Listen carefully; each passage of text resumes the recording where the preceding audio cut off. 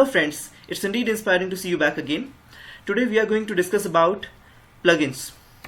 So let's see how basically we can install a WordPress plugin.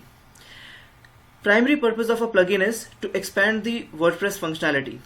Let's say you want to add a social media plugin where you will link your social media pages. You want to add a plugin to basically share your content on social media. So you have another plugin for it. You want to create some forms. You have another plugin. You want to create a beautiful slider on your WordPress website. You have one more plugin for it. So you have basically plugins available in two categories.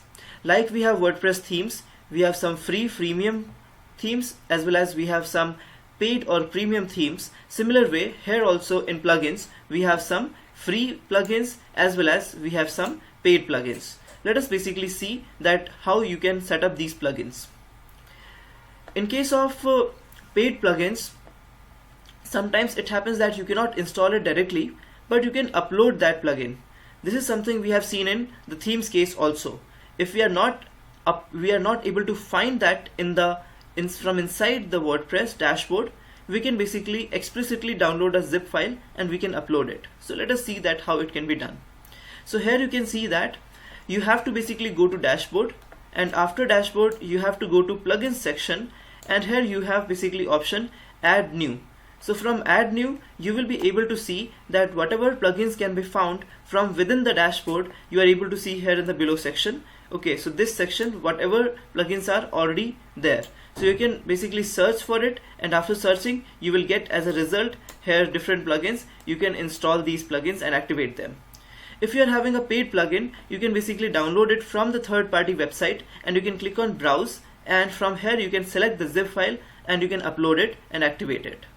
So these are the two ways how you can basically upload a plugin, but both the ways are basically you are getting in the same page within the dashboard. These are some of the plugins you must install in your WordPress website. Okay, so Google XML sitemaps. So sitemaps make it easy for optimizing your search results of the pages. So you can install Google XML sitemaps. Yoast SEO. This is one of the most popular SEO plugin for WordPress.